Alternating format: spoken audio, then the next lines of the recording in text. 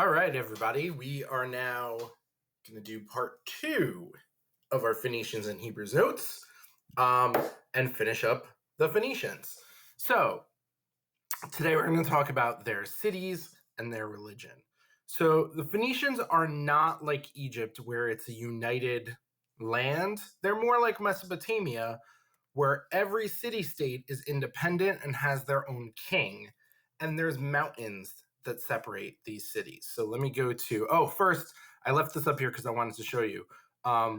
In the last video, I talked about how they made a replica ship of the Phoenicians to try and test if they could have made it to North America. So this is a picture of that replica ship that they did.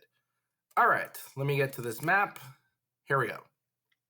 Okay, so this land is called Phoenicia.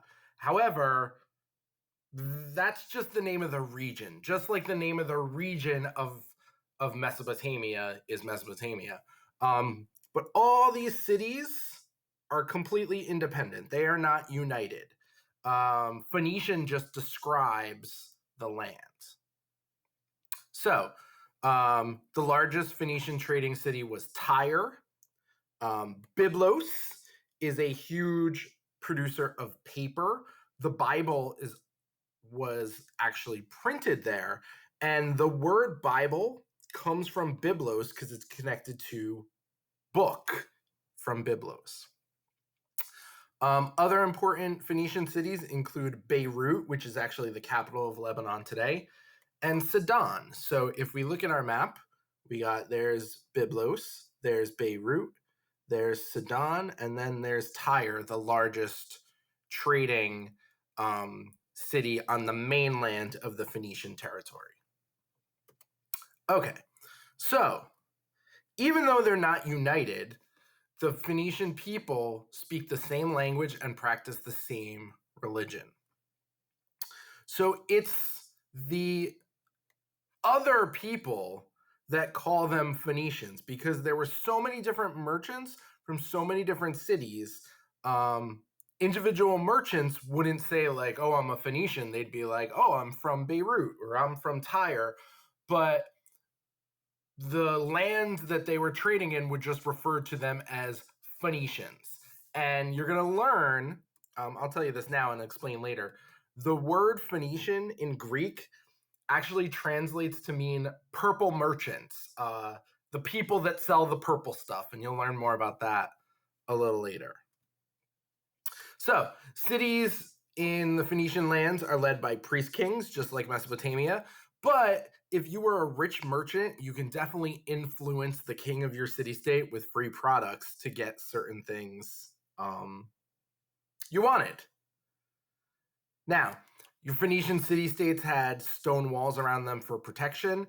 Inside the city, you had merchant and artisan shops.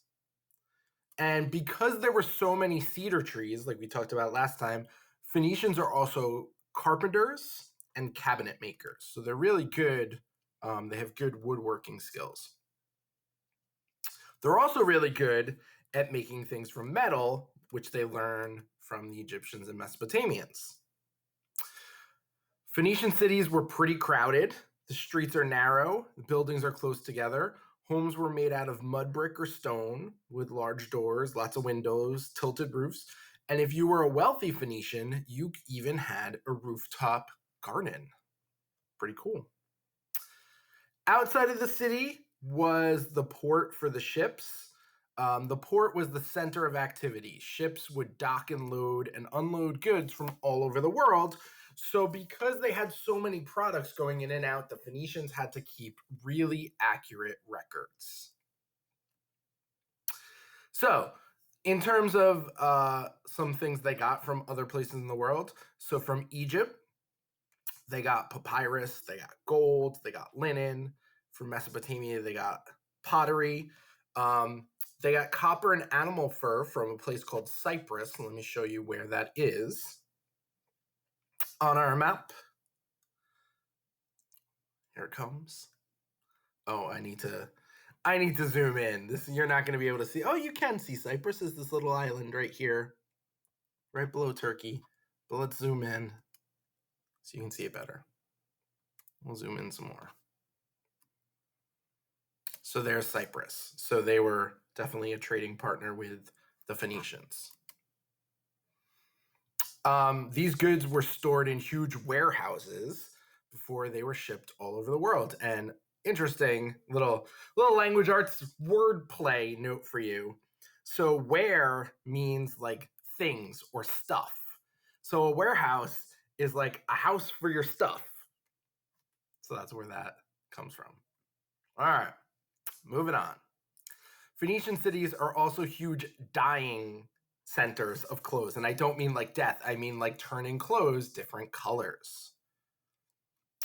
All right. Now, here's where I mentioned the purple stuff. This is pretty unique for the Phoenicians. The Phoenicians had an expensive, rare purple dye that everyone wanted.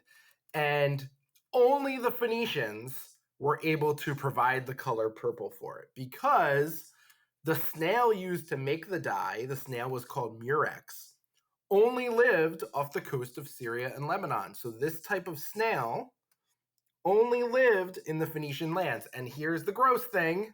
Get ready. Prepare for grossness. It's nothing you're going to see. It's just something I'm going to say. Here's what they would do. They would take the murex snail and they would kill it and squeeze the snail, and its guts were the color purple. So they would take hundreds and hundreds of snails and like have like a huge barrel and like squeeze the guts into the barrel, and it created the purple guts is what turned the clothes purple. Yeah, snail guts. And no other merchant in the ancient world had access to purple because the snail with the purple guts only lived near the Phoenician lands. So they got something that everybody wants. As I mentioned, the word Phoenician is a Greek word that means purple merchants, like the people that sell the purple stuff. Purple is also today known as the color of royalty because it was so exclusive, only the really wealthy could afford it. And some of you might have spotted this earlier in the video. Thank you, internet. Somebody made this meme. So here's, if you've ever seen this meme before, you've seen it. So like the wealthy all over the world, merchants other than the Phoenicians, and then purple is definitely something that gets their attention with that. All right, back to this. So there's an interesting legend of how purple came to be. So supposedly, this is what happened. According to legend, there was a Phoenician god named Melkart, and he's walking along the beach with his girlfriend Tyrus and their dog. The dog supposedly sees the murex snail, bites into it. The guts of the snail were purple. Tyrus liked the color so much, she tells Melkart, "I'm not marrying you unless my wedding dress is that color." So Melkart is like, "Okay, dear." And he gets her a dress that's that color, and everyone that attends the wedding is like, "Wow, what a great color. I want that color." And supposedly, that's how purple came to be. Now, obviously, it's a legend, so probably not.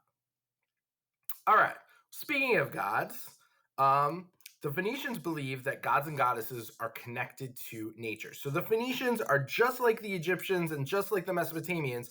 They believe in many different gods and goddesses. They believe that everything has a specific god or goddess connected.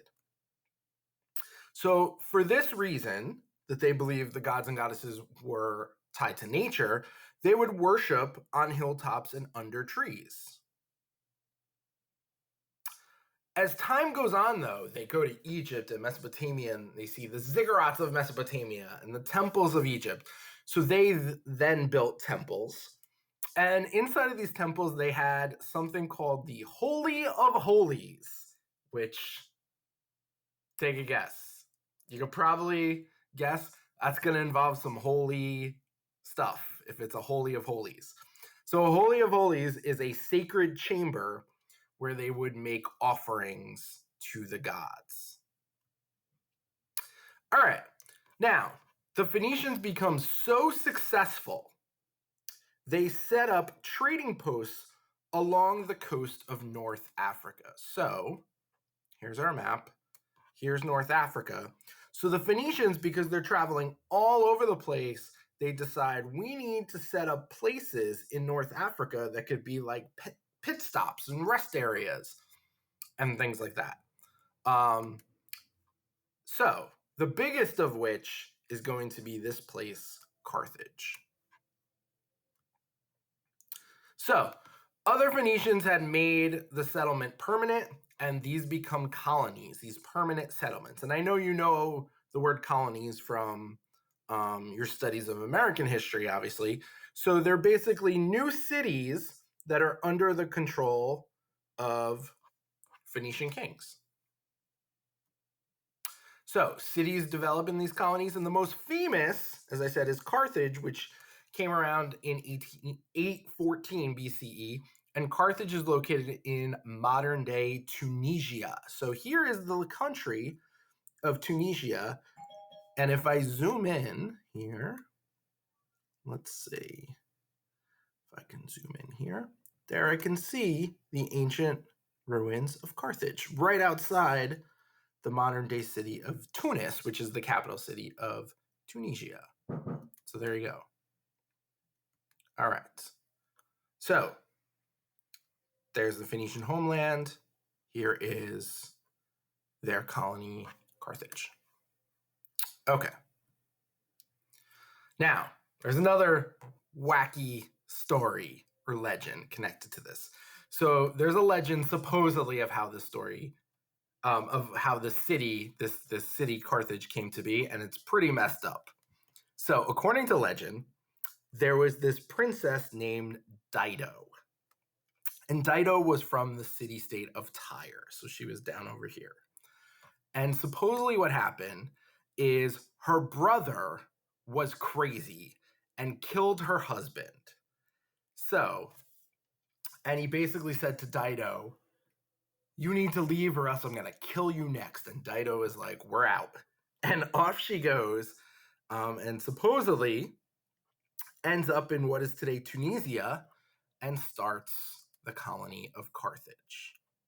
Again, it's a legend. Did it happen? Who knows? Now, Carthage becomes a major trading city for a couple of reasons. The biggest reason is its location right in the heart of the Mediterranean Sea. So it can get to areas in the Mediterranean part of Europe. It's not too far away from the coast of Africa. So its location is very good for the Phoenicians. All right. Another thing that happens is this. Trade brings the Phoenicians all over the world, which lets them spread new ideas along with their new products.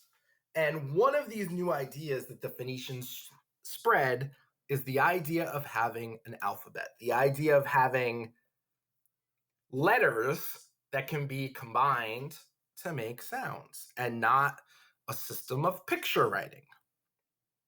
Now, the most important idea the Phoenicians ever spread was the alphabets.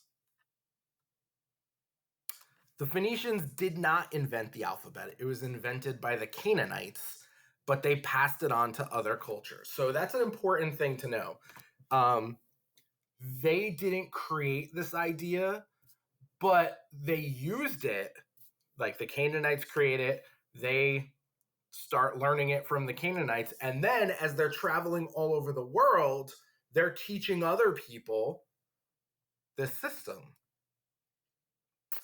At first, the Phoenicians used picture writing like the Mesopotamians and Egyptians, but when they switched to the system, it is so much better because the Phoenicians have to keep so many records with their trades. They need a better system, and this definitely fits.